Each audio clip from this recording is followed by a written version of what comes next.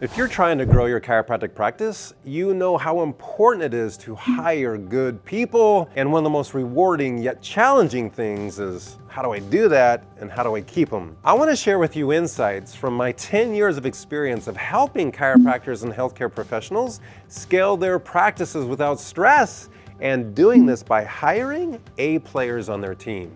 Let's go.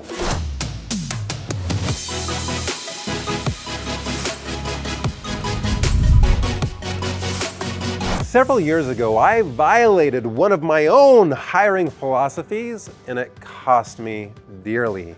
We were in desperate need of another provider, and after interviewing and looking and searching for the right one, we just weren't getting very many applicants. And we found one that, as we went through the process, we knew that there were some philosophical differences. We knew that there was some history there that wasn't ideal, but they had claimed that they were reborn into this new way, that they loved our practice, that they wanted to be a part of it, and were excited about it. Well, we went ahead and pulled the trigger because, quite frankly, I was a little desperate. I needed somebody in that role, and I was just tired of looking. Now, I give you those excuses, not because they're the right excuses, they're just common. But remember, common doesn't make right. Because sure enough, within 6 months, I had a lawsuit from that very same team member. Now, we won the lawsuit, and it sucked because it took so much time and energy from that team member, but more importantly, the impact that it had in our practice cost us dearly in terms of culture. You see, culture is one of the most valuable things that you could build in your practice, and hiring the right team members helps support the culture, but you've got to create the culture first. Your culture is built upon a very specific set of principles. Principles become your operating mechanism for your culture. When we live up to these principles, culture is sustained. When we distract from those principles, culture is metabolized. This team member did not align with our principles.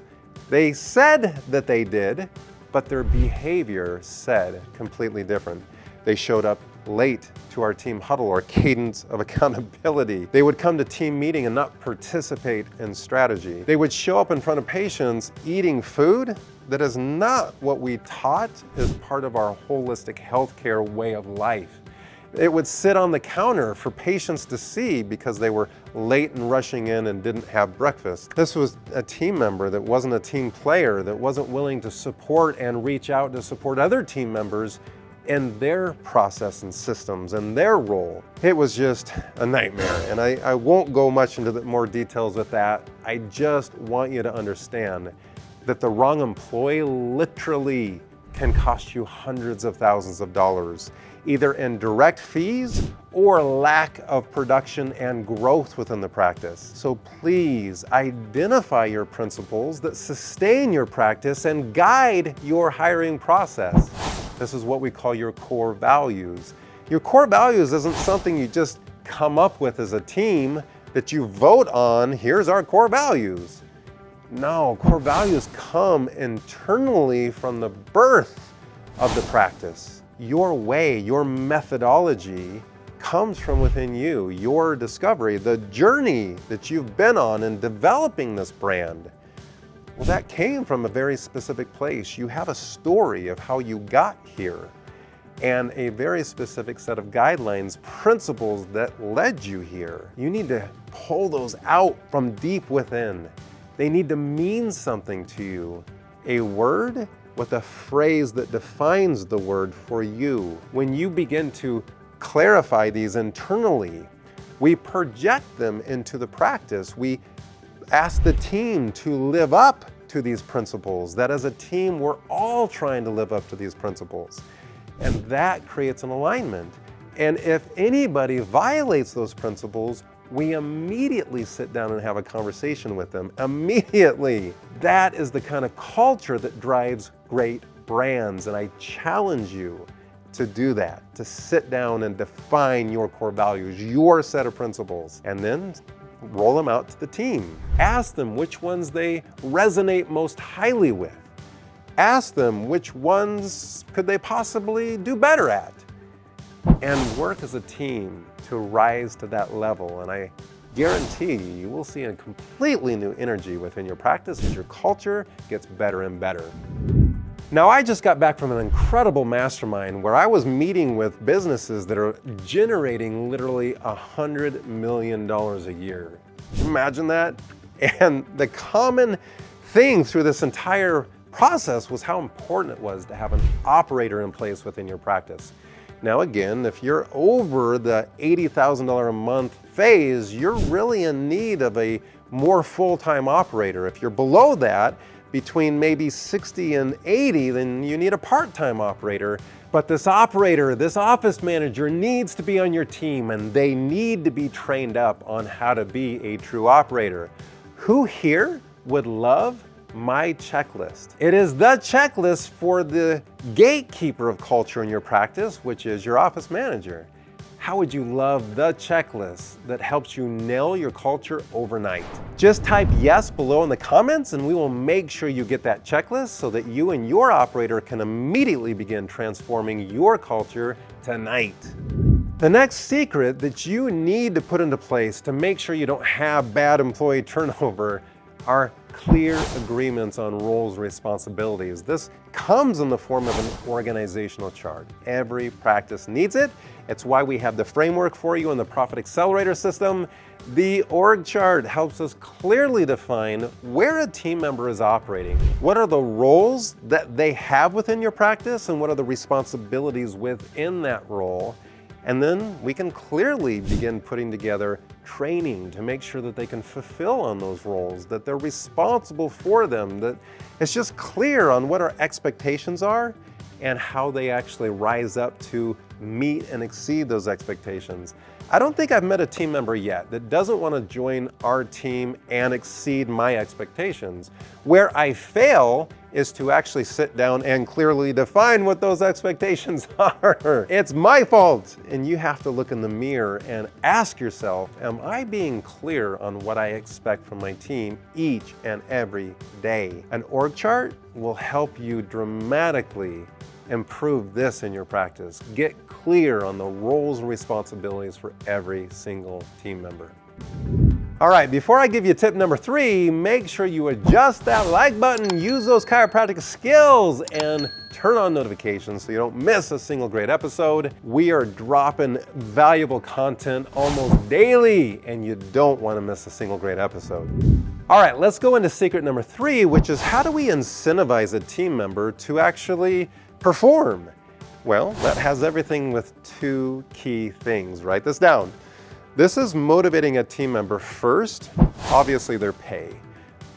Their pay is important and we want to do it in a way that they have a base plus an incentive. Now there's a lot of ways to incentivize a team member, but we want to connect it to a very specific outcome that the team member is responsible for. Well, that means that we have to have a data dashboard and they have to have metrics that they're responsible for so that they can connect their performance to those metrics and be rewarded for actually hitting those targets or exceeding those targets. I mean, isn't that the way it works for you?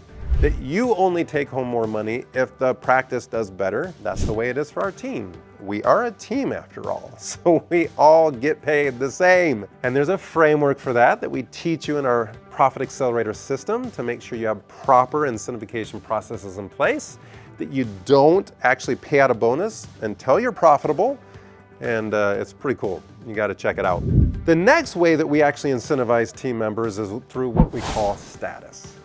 So for instance, if you look around, you see people driving certain cars, you see people wearing certain brands of clothes, you see people carrying certain, well, typically women, but not always, carrying certain bags. That has everything to do with status. We're often a reflection of our internal world by the environment that we create for ourselves. How do we perceive ourselves? So status is an important opportunity to play off of that and allow a team member to be promoted. Well, that was really hard for me when I had a small team, when I had 3, 4 team members. How do I promote them to a new level? You know, crazy enough, it's just simply creating an artificial status levels within a role. So you can have a front desk team member that gets promoted to the front desk manager. You can have a rehab tech that gets promoted to a rehab lead. You see, we're just using different words that are kind of setting you apart from you now have mastery, you have control. When a team member joins our team, they're coming into a junior position and then being promoted to a senior position, even if it's the same role. But we do this in a way that's motivating for them. It's a badge of honor that they have actually mastered the processes and the outcomes of that position. And that's why it's so cool having a data dashboard that gives them immediate feedback if they are gaining mastery over that. Coming to team meeting and leading the discussion and showing that they can strategically solve their own problems. Man, when they sit down for a performance review, you've clearly outlined on how you're going to get a promotion, what the pay raise is with that promotion, how the bonus structure changes. Oh man, now we have team members that are excited, that are going to show up and go to work to actually move their whole system forward, which contributes to the overall growth of your practice. This is incredible. Put this to work. If you love this, please put a comment below, loving this. Please comment below, like I'm giving you the secrets that took me 20 years to figure out. It took me going and sitting at the feet of my mentors who taught me these processes that I went back and refined and connected all of these pieces for you. And if you're loving this content, you've got to come join our free Facebook community. It's called the Data Driven Practice. Just click the link below, come join us. It's a community of docs, it's free, where we will help you implement these things. It's just doctors that are passionate about their purpose, making sure that they are in alignment with their passions and that they're profitable. You get profitable, sky's the limit. You can have it all, docs. This is the Data Driven Practice. I will see you inside the free group.